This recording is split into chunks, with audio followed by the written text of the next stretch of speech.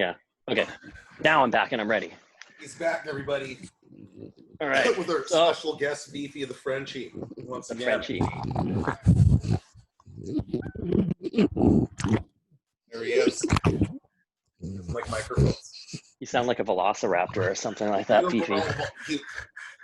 Better Velociraptor than Toronto Raptors. They're all going to come back with COVID after going to Florida. Yeah. What a fucking brilliant idea that is. Let's just move forward with starting sports up, and let's have everyone in Florida where the cases are quadrupling on a daily basis. That's a good test to see if this is real, because some people say it's not real. So it's definitely real, man. We're still talking about this podcast episode 14, 13. We haven't loaded the past couple. That's my bad. Sorry, everybody. Sorry, faithful audience. We'll just bombard everyone with 3 podcasts in one day. They're coming. At least the YouTube ones are out. So check YouTube. They're always there. YouTube is out. And you get to see our pretty faces. Exactly. You know? So I was told I have a face for radio. Speaking of pretty, I got the other day, you can't see it, but these hairlines, you have to go to the video, people, if you're listening. I got PRP done on it, and I'll try to go like for 5 treatments every 4 or 5 weeks. And let's see if my hair comes back as good as my beard. What the ass is that, Dave? PRP? What is PRP? It's platelet-rich plasma, basically. So basically what you do is you go see your doctor, naturopathic doctor, Western medicine doctor. They draw blood from you. So maybe like 20 mLs of blood, so like a vial of blood. They spin it in a centrifuge, and then they take just the plasma part and then re-inject it back into your own skin. So it's good for like joints. It's good for like, let's say in my case, hair regrowth. If you guys have to see the YouTube video, by the way, because Fifi's high-fiving repeatedly Rob over and over. But so basically it's your own blood, so your body will try to repair whatever's necessary. So like if you, for example, Dr. Heather Vandergeest did it with Divine Elements, and she's done it on herself where she sprained her thumb and she couldn't bend it at all, so she injected her own plasma back in, and then no problem. So for injuries, for vanity, whatever you choose, it's actually pretty wicked. I vote for vanity. Well, obviously me too, because I was like, okay, this is taking all the energy away from my head, so we gotta fix. Right.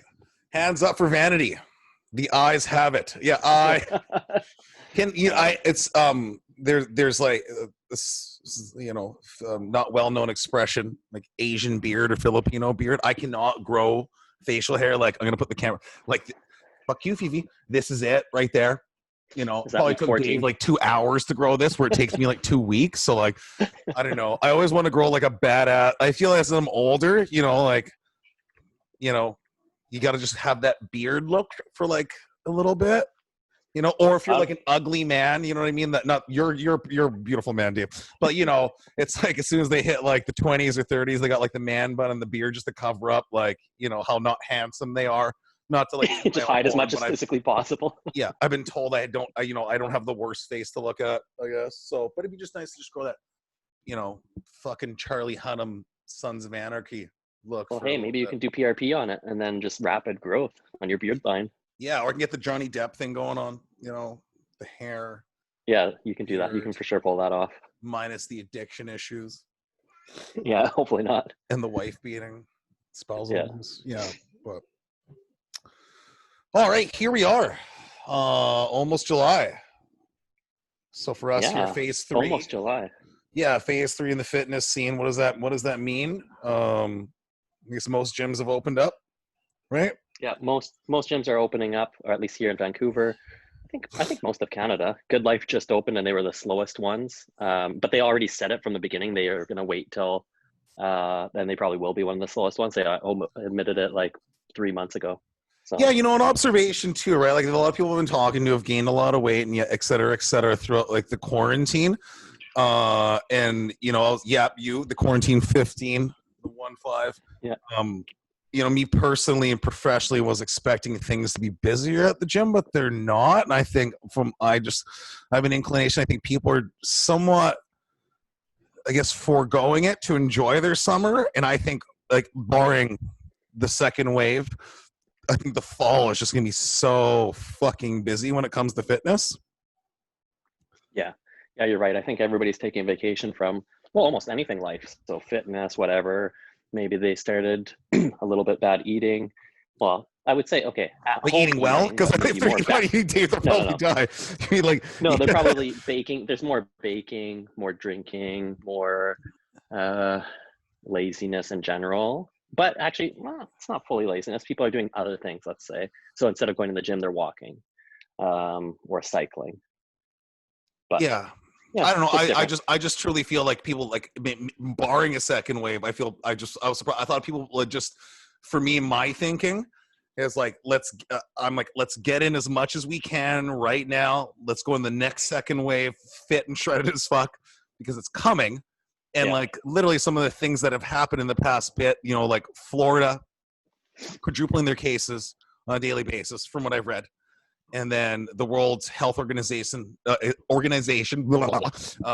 WHO recorded like the highest daily increase globally, with some Latin American countries, I think China, and then US being the main contributors. Like Europe is now officially opening travel up to on July 3rd. To like a select list of countries, and the U.S. is banned because they're like, apparently they're labeling the hot spot. I think they like 126,000 deaths, I think, or 200,000, I think, but a few million cases. So like any American is banned. So the New York Times was calling it an ego slight, ego shot to the dick, to the they're being America, actually, mentality.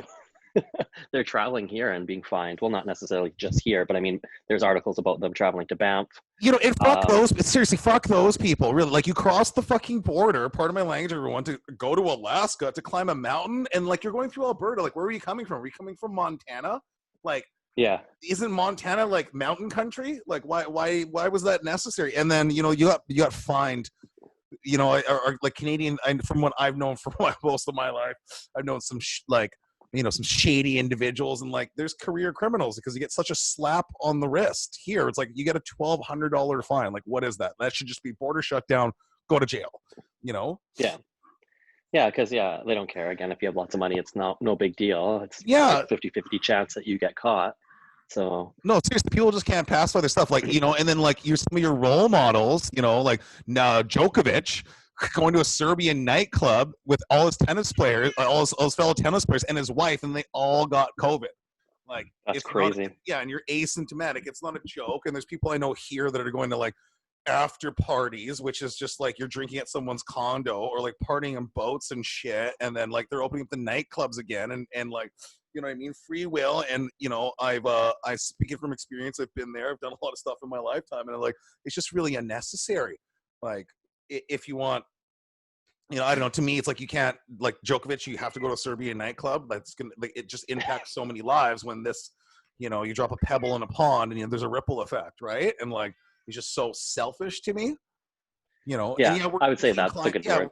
Yeah, and like, I mean by that, it's like some of those circumstances, like there's no protocols in a nightclub. I don't fucking care how much you dress it up, whether you have like an industrial size thing of hand sanitizer at like every table, but like people are gonna get it because people get drunk and they go in the bathroom, and people are asymptomatic, and people are stupid, and you don't know where they've been, like, so, and then the people who frequent those clubs will probably go to other places that have had it, right? So like, I don't know. So going back to the original point, I really thought, based on that information, that people are probably pouring it into the gym, and they're not.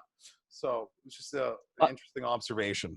It is really interesting. Like, I know, well, where the gyms that I work out at, it's packed every single hour. Like, when you go to book in, if you don't get your time slot that you want within a minute, you're not getting it. It's just overbooked. For us, Turnfit wise, like, not all our clients came back, maybe like 10%, but we got tons of new ones that have been itching and ready to go for something to open up. So I think the people that are really serious about their health are thinking about that and being like, okay, well, anything to boost the immune system is just basically moving healthier and eating healthier, right? So I think if they didn't have that habit before, they're just using some of this as an excuse to just like take the rest of the year off. Right? They're like, 2020, it's a write-off. We'll start again next year. Instead of like next week, it's next year. Yeah, I don't know. What else? But yeah. So still no new. Sorry, go ahead. I was going to say there's still no really new information on the Steve Nash gym opening up. They're actually opening up under the Fitness World, which they used to be called before. But yeah, well, that's just that's if you check our previous episode, the previous this has been like an ongoing discussion. Not much probably to be said today about it, but it's just gonna be, to me, it's just scandal level. But I don't know. Check out our rant on the last one. You'll see. You'll like it. Yeah, or you won't. 50-50. So not much of a summer here so far. It's been raining and stuff, but I guess going back to like, giving advice to people in terms of what to do and stay healthy and fit. I guess you have a trip planned soon, so something we talked about a few episodes ago. Yeah. With getting out and enjoying your summer. Faces have been lifted. So what is David Turnbull doing? What does he have planned? My big plans are just actually in the next end of this week, actually going to Kelowna. So I'll be there for roughly 10 days. And then, but I'll be doing almost everything I possibly can outside, enjoying the sun. So yeah, like, what is there's nothing really. You just idol like you do. Go to the beach, go to the gym. I already phoned about my gym membership there. Luckily, they're taking new memberships but not drop-ins. So pre-arranged getting a gym membership for at least the cheapest you can get is a month at a time. Yeah. So I'll have to do that. And then hopefully just relaxing by a pool or by the beach. It sounds fun. So the key thing I took is you're planning ahead. Yes, planning ahead. I can't, now that the gyms have been shut down for so long, there's no way I'm missing a gym workout if it's physically available to me. Right. To segue this, so 2 episodes ago, we talked about the quarantine 15, and you put on exactly, was it 15 pounds? Yeah, it was. I believe our guest, Joe Janik, co-owner of Movement Foods, same thing. For other people I talked to, same thing. I was fortunate. Where are you at now, Dave? With the weight loss? 10 left to go. 10 left, so you lost 5. Yeah. Okay, cool. So when did you start this? So you were back at the gym what date? And what date is it now? You know what? They all blur together. Let's see. Whenever they reopened the gyms, has it been like 3 weeks already? Has it been? I almost feel like it's been a month, dude. Maybe it's been a month. Yeah. Let's see. It's only like a pound a week. Maybe you need a trainer. I'm trying to put on muscle at the same time. Gotcha. June 1st was my first one. So it's the 24th. Yeah. But you were working out at our other location. Oh yeah, we did do that. So that was on the 27th of May. So yeah, a month. Okay, cool. So now it's the 24th today.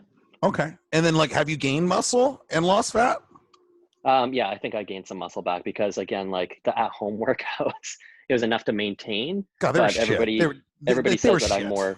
Let's just say they were shit. They were shitty. Well, Come on. Well, to give an example, I only have 55-pound dumbbells. Let's say I'm just doing a chest press.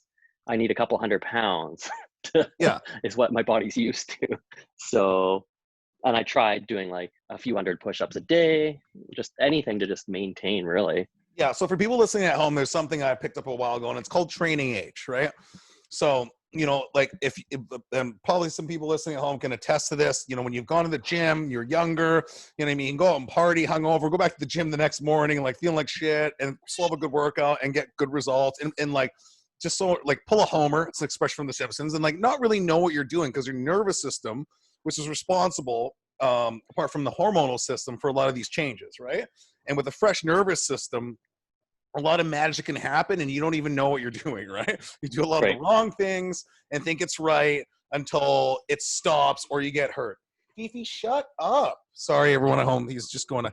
Anyway, so training age, because you've been doing this for quite some time, like your nervous system is used to a certain amount of stress and can only move forward with that same amount of stress. Now, no matter what, based on your training, there will be some form of regression, i.e. if you don't have the same amount of weights, you can't get the same stimulus unless you change into something different and revert back to it later, depending on how it's layered, right? So with that being said, I guess the point I'm trying to make is for people listening at home, most people that I meet, whether it's personally at the gym or professionally through consultations, training, et cetera, that's probably the number one thing I run into that people want to do is they want to gain muscle and lose weight at the same time, which means you're catabolic, but you're metabolic, which requires a tremendous amount of discipline and precision.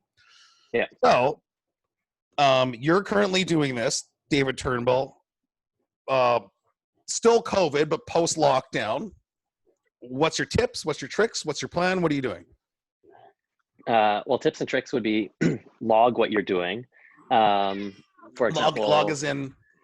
So log workouts and nutrition. So everything you're lifting, maybe log the amount of resistance, the amount of rest, everything you can to optimize it. Then eating, if you can log the protein, fat, and carbs that are going in your body, and then just figure out your metabolism and then calculate how much weight you want to lose in a given amount of time. So if it's a 12-week period that you want to lose weight, calculate that, because a sudden drop in weight also takes away muscle, right? So since I already lost some muscle for sure in COVID, I'm like, I'd rather drop the weight slowly because it's not like I'm obese. And I'm like, by the end of the summer, I could have it off again. So I'd rather just pick at it away a little bit slowly and give the opportunity for my muscles to still grow at the same time. So my deficit isn't as much of a deficit as somebody that was like going into it for a full-on cut or a weight loss, let's say. Cool. What about the training system? Do you have a training system? Training system, like what kind of training did I do or? Yeah, was this like the selling point? It's like for this training system, for more information. Yeah, basically. No, yeah. Do you do fiber sweeping? Is it like, do you have like a training split? Well, right now I just pick whatever muscle I want to prioritize. So like, it's obviously my chest because I love that. So I'll hit up chest 3 times a week and do different variations. So I might have like a heavy day, a lighter day, and then more reps day. And then at least my body's not going to burn out. And then, so really the training system is like 6 days a week. I neglect my legs though. So I could do a 7th day and do it. That's blasphemy. How do you do it? Why? Super easy. I will get back into it. But that wasn't my main priority. And honestly, when I go to the gym, there's no squat racks, there's no deadlifting platforms. Those are the first taken. So like, it's like you run to the machine that you want to have. So just the worst. You just start coughing around the people. Yeah, deadlift sure I'll just be kicked out of there for. How many you have? Yeah, right. No, I'm actually fine. I just like sucker. Yeah. Have you done this in the past? Yeah, many times. Okay. What kind of results have you yielded from like a monthly basis? Each time it's very similar. Like basically the max, I'll break it down in a year because it's easier. That's what I keep track of. So in a year you can put on maybe like 10-ish. I put on 10-ish pounds of muscle. And so like 0.7 pounds a month ish. Yeah. Okay. Yeah. I'd say that's the safe bet. Or that's like being me, everything perfect, I mean. Okay. Well, yeah. What do you mean by perfect? Nutrition and workouts. So I'm the main thing actually, I don't skip a workout if I can. The nutrition might go up and down, but usually it's like cheat days. Consistency. Yeah, and knowing that's why, again, going back to the original point, I'm really surprised that I haven't seen enough people. I feel there should have been more people at the gym. I think it's going to be like a harsh wake-up call when summertime comes. I'm anticipating like July or August, like gyms are going to be busy. We're going to be busy because people. Yeah. I mean, and I get it. They want to go out and drink and yada, yada, yada, but like it's one or the other. You know what I mean? And if everyone can do both, there'd be a bunch of shredded alcoholics out there. Oh, yeah, for sure. So I think I've only met one person that I trained in my lifetime that like I managed to get down to like 8-9%, and this person was plus 50, and they would literally drink like 2 bottles of wine a day. That doesn't make any sense. And that was actually, I was training the CEO and owner of this company that owned the casino, the Park Casino in the Edgewater. So I was training the owner, and like he was notorious for like just drinking like 2-3 liters a day of like wine, but like sure as shit, and him and a few other like well off, some of the elitists that I've seen or trained. The one thing I observed was no matter what whether it was a COVID, whether it was like a thing, and these are some of the busiest fucking people in the world, some of the richest people, like we're talking billionaires. And the one thing I noted from them was they were always at the gym at 5:30 in the morning, like always at 5:30 in the morning, right? So particularly with my client, We were able to do this because during the casino, I think he was clocking like 30 to 50,000 steps a day through like the stairs during the construction. So like, I can't take all the credit for it, but I had to make sure that when I was training him, he was able to actually do that. You know what I mean? So that it was switching the gears, right? It's like, I'm not training him to like, that's it. I'm training him for him to like lose weight and be fit, but also withstand the things that he needs to, given what his focus was apart from the training. So but yeah, so yeah, speaking consistency, so I don't know, for me, like I just would like to see more people going back to the gym. And I mean, if people aren't fearful and going to boat parties and fucking partying till 4 or 5 in the morning and going to like these nightclubs or champagne lounges and shit, I don't know, you can't be scared of the gym. Because then on top of that, it's just like, you know what I mean? These are friends, families, coworkers that you're probably going to run into. So you're going to sit there in fear, but then you're going to like, you know what I mean? That's the whole thing. Now I find even on, it's just like people are still living in fear of this, and I understand to be respectful, but honestly, like the way fucking things are, there's just too many people taking liberties with no mask, going out, clubs are opening. You're going to run into someone who has gone there, which is to me the same exposure of you putting yourself in that position. Yeah, exactly. I guess I know that point makes sense. It does. Basically, the moral is be careful, be cautious, planning, right? Chain reaction. Yeah.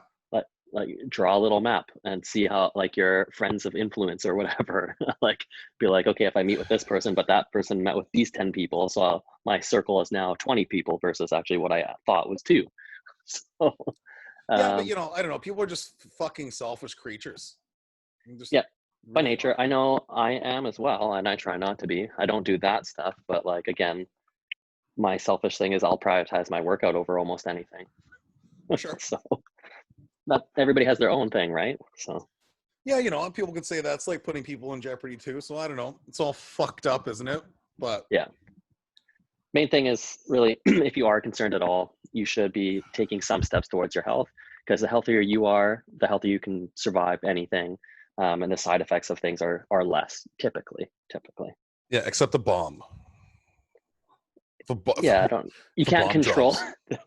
Well, I don't know. Maybe Arnold could prevent that. Like, if he could probably shield a bunch of people and it just lose some muscle. yeah, right. You know. Okay, maybe the Terminator, not actually Arnold. Yeah, not like the actual person, but the character he's played. Yeah. Fifi, stop biting that, dude. So, speaking of Fifi, you've been actually going out instead of doing online sessions now that everything's open. How does Fifi like that? What are the pets think about their owners leaving the house now? Well, the first observations I've made, he likes to pee in my bed again. Ooh, he really lets you know. Yeah, so Rob has to buy a new mattress. I'm not taking any girls home and fucking them upstairs. That's okay. You can edit them. I'm not taking anyone home or anything in that thing. You know, downstairs it is. I have a loft, everybody. So, yeah, that's the biggest thing. He's cool. Like, he's a lot more snuggly with me. Yeah. But, yeah, like I have a baby gate, and it's like, I don't know, it's like flip a coin. It's like, do I use it so he doesn't pee in the bed, so I use it so he doesn't get into the fridge? Like, what do I block off? So you're gonna just die too. I mean, he's already kind of ruined the bed, so I think I'm just going with the fridge. Yeah, and I think that's it. Yeah, the biggest thing is I feel bad again, because I mean, I you know, professionally, I'm going with the flow of things, and for people who don't know, again, I'm the manager of Turnfit. I have my own brand that I have as well. But at the end of the day, especially with the circumstances, situation of COVID, I've had to take a lot more personal training responsibilities on. Number one, you got to pay the bills. Number two, you got to serve the clients. But at the end of the day, when it comes to personal training, we don't know. It's like, yeah, like it looks glamorous and all sort of stuff, and people would say whatever they want, but it's a very selfless job. Like you're talking, you have to be there for your clients. So you can try to set your hours and be like a store. And honestly, like, I mean, me personally, I just find that's not the way people work. And in order to really be successful at this, at the sweat equity, the service component, you have to have a very open schedule, right? Because at the end of the day, it's like these people don't care, and you have to coach them into the right habits, and you have to be available, in my opinion, right? And there's a lot of self-sacrifice. So I guess, the point of this is I'm still getting adjusted to, like, I say like a lot. the schedule. So, yeah, I'm out of the house like 6 a.m. and some days I'm back at 8 p.m. So I'm starting to feel bad because he got really used to me being home all the time. We'd always take a lot of walks, like 2 hours a day, 3 hours a day. So I feel bad about that. And then, so I've been, coming home in the afternoon as much as I can. It's kind of a little tough on me being back and forth, but it's cheaper than a dog walker because that's bloody expensive. So yeah, that's the biggest thing. I think he was getting a little pissy with me, so try to make it home. literally. Yeah. Yeah. Yeah, that's it. So other than that, he's good. He's good. That's good. Yeah. It's basically like similar to having a child at home. It really is. It's tough. It's tough too because he's a Frenchie, right? So my issue is now, like, I broke a rule of mine. I have a professional rule. I don't like to see any clients before 10 a.m. I like to start my day, work out. But that's the whole thing. Nothing's ever really permanent. And when you have a career, it's not a 9 to 5 thing. It's sometimes 7 days a week, sometimes long days, et cetera, et cetera. That's my opinion.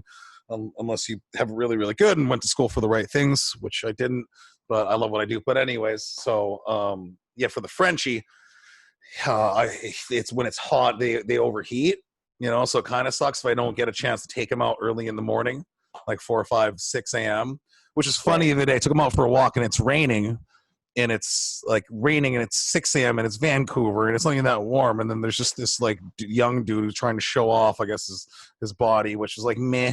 But he's just walking around like topless with this dog. And I guess he was walking around. I'm like, I don't know. I'm like, dude, like, do you have to do this right now? Like, what kind of chicks are you trying to pick up? Like, what kind of fucking thirsty bitches are out 6 a.m. while you're trying to pull a Matthew McConaughey in the rain? Like, are you Nick Hart? Are you Howie from the Backstreet Boys video with the shirt open? Like, what are you doing? So I don't.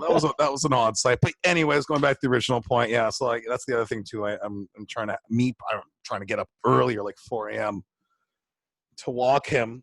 Before he overheats, because I get a lot of looks when he walks, because he's like, and it sounds like he's dying, because of the snout and the that makes airways. Sense. Well, yeah, it's hard, and it's a temporary thing too, because like again, the world this never happened before, so. Where do you think we are in the state of online? Like, I don't have any like stats or anything like that, but like that was the big thing. People doing YouTube and all these apps and online programs. And do you think we've lost steam with that? Is it going to be a thing to stay? Is it going to be? It'll be partially there, I bet. But like people forget so easy. Like the good thing is like it increased people's knowledge of technology and that it's there. But people like to be in person for as much things as possible. So they do. Whether it's a class, whether it's whatever, meeting with people, socializing, it's nice to have this. It's better than nothing, better than a phone call. Yeah. But people like to meet in person. So yeah, but like the personal training, like the fitness side of things. I mean, with like the fitness side of things. Yeah, I don't know. It's a flip of a coin. Like, some people really like that, and they don't like for me, I like looking at my phone and going through like my workouts and doing stuff that way versus somebody telling me what to do all the time. I just write up my own thing and then log it. So I'm extremely defiant, and like whether you're a friend or whether like, especially if you're like in like a relationship with me, if you start telling me what to do, I will not fucking know. Just like, so I'm just so you would gravitate probably towards online if you didn't have the knowledge. Yeah, I mean, like, yeah, I've always just done my own programs, trial and error. Yeah. I put my body through a lot of different stuff. If you weren't a trainer though, and you would probably then hire somebody online or just buy a template. Yeah, I definitely wouldn't. I couldn't hire a male trainer because I would just tell him to fuck off. I just couldn't really listen to him. Where it's just like there's something kind of hot getting yelled at by a female. Not to be sexist or anything. I can't even say anything anymore. Just the whole world would be offended. But I was just like, there's something like softer about like, even she could be yelling at me like right in my face. I'm like, okay, yes, ma'am. I would just listen. I don't know. Maybe that's like some psychotherapist that needs to break me down or something. I don't know. But yeah, I don't know. I have a different opinion, and all this stuff's fine and dandy, and people are very trendy and that sort of stuff, and it's how you market all this jazz. At the end of the day, you and I know different. It's consistency. It's diet. You're not reinventing the wheel. pick things up, put them down, make sure it's the right thing that you're doing for that exercise, and that's it. Yeah. But to me, I don't know the actual stat, but the fitness industry, billion-dollar industry, how the cycle is, everyone who does all this stuff, these online programs, they truly don't get long-lasting results. And that's why these people fall off the wagon, because they're so the bulk part of the percentage, in my opinion, are really fixated on the way it's marketed. And you get this, that, and the other thing for a short amount of time, and then it doesn't work, and they fall off, and it's an abusive relationship, and they try the next thing because it's guaranteed to work, and blah blah blah, and they can't keep consistent with like the basic stuff, so they do all this fancy dressed up stuff, and like there maybe always be a place for that, whether it's a group fitness class or like an F45 or an Orange Theory or the 7 different YouTube channels everyone watches. Like they're never actually really getting anywhere, you know? Yeah, I think you're right. The word is consistent. So if you're going to pick something, my recommendation is pick something that you know you can be consistent at. If you're honestly a beginner, pick something that's a beginner, because things are programmed in a certain way. Not everybody's an expert, nor do you need to be, because if you're a beginner, you just need to trick the body a little bit. And then stay consistent to somebody's plan. If you're following 5 different plans, like on YouTube or wherever, or it's not going to work. Well, I'm gonna add to that. I'm gonna say you have to be consistent with forward progress and change, because that's the thing with programming, right? It's like you take you and I, right? So like you have a very particular style, you do that stuff. I've done that too. But I think when I was able to maintain at least my weight, not gain any weight, is knowing how the body works in terms of periodization. I switched from like competition training to like kickboxing and boxing. And maybe I lost some strength, some muscle, but because I periodized it properly, when I go back into like a strength phase, I'll supersede my results more so than if I would have just stuck with that same thing, because I changed it. And what I find with people is they'll change it when they're not moving forward, right? You know what I mean? They'll try F45 for a little bit of quarantine hit, and they'll do something online, and they'll wait till they've gained like 10 pounds. They're always trying to like just claw back up to just above baseline. Yeah. Do you know what I mean? The vast majority of people. They're winging it, basically. Yeah, well, I don't know. It's just they're just misguided, I guess, or just the way the industry works. Just a very small percentage of people that are consistent with like the right thing, and then on top of that, you also have to find the right trainer. Also, and it's a lot of work, right? I mean, people put, they don't put the same amount of work into their like finances as they would the blueprint of a health and fitness program. Yeah. Right. When people will say like, oh yeah, I'm healthy, I do yoga and blah, blah, blah, blah. Well, like, you know what I mean? It's such a surface statement. If I were to break that down, 9 out of 10 people probably wouldn't be doing still the right thing within that. That's not that what they're choosing is wrong. It's the blueprint. It's the structure in terms of consistency on how to move forward and how to be open to change and adding certain things when this is not yielding any forward momentum. Yeah, exactly. And that's when I'd say it's worth it. And selfish plug to reach out for a consult from us or whoever, whatever, because then you can check. The shameful plug. You plugged it in there, Dave. I had to. Well, because it's just true. Like any expert, again, if you're looking for finances, you would go to a financial planner, whether you think you're going to use them or not. And then right away, you'll be like, shit, I'm not doing things right. Or, oh, I am good. I don't need them. Or maybe I need them anyways for accountability. So yeah, any industry, you just go to your expert. Yeah, and I guess that's one of the things with fitness too, is like they actually don't know the concrete scientific data of what progress should look like. Like what was this one statement I read a long time ago? I think it was from Charles Poliquin. It was like, if you can't get a female client to do 10 pull-ups in 12 weeks, you're a terrible trainer. Like that was his benchmark. How many of us trainers how many trainers can you speak of that you've known that has done that with a female client? Yeah, that's true. It's extremely rare. Probably not, because they're just kind of doing it wrong. I guess that's the expectation, right? So in fairness, though, most of their goals are nothing to do with upper body. It's working on the butt.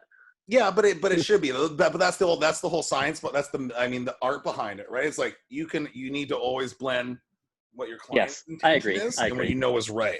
That's like that's the sweet science to it. Yeah, I agree. But on that note, we should start wrapping up. Wrap it up. You got your cat. A contest. So check it out, turnfit.ca/contest. In there, you'll have an option to, if you're already following us, send a screenshot, because if you're following us on YouTube, podcast through Spotify, through Podbean. And there's more options. You get raffle tickets, and the raffle tickets gets you prizes. The basket right now is sitting over $2,000 worth of stuff. So every 6 weeks I'll be adding on to it and picking one winner. So one winner gets everything. One winner. What kind of stuff does this one winner get, David Turnbull? So the winner will get, so he'll get business coaching or life coaching, 4 sessions. How long's a session? Sorry? How long is each session? Each session is an hour, and the whole package from that coach is worth over $600 because he's giving a few extra freebies away when you sign up. You'll see. And then we have Movement Foods. They're giving away a protein powder. We have another meal prep company that's giving away 4 meals. We have protein smoothie company. I should have this on my site. I do have their names listed on the site, giving away 12 smoothies. And I think there might be more. We should do like a Price is Right style one soon. We can have 2 packages. We should do that. And then like people need to like follow everything, and then that gets them a chance to like, that gives them ballots, and the more ballots they have, we'll have like 5 people selected, and then they have to like predict what the value of each package is. I like that. That's insanely smart. Okay, I'll think about that for a future one. Future ones, we're going to have different, maybe possible supplements included. I'm reaching out to a couple of local coffee companies because everybody likes coffee. So honestly, they've been providing me with samples, so I'm testing them out right now. So that might be future gifts. But if there's a gift that you guys want, the listeners and viewers, let us know. Maybe there's a local company that you know of that think that they might benefit by helping out with this kind of thing, because it's to support local business too. Because right, if you try out a local business and you end up liking it, you might use their service. You don't have to, but you might. So yeah. So I just really want a Bob Barker microphone now. I'm just staring at this thing.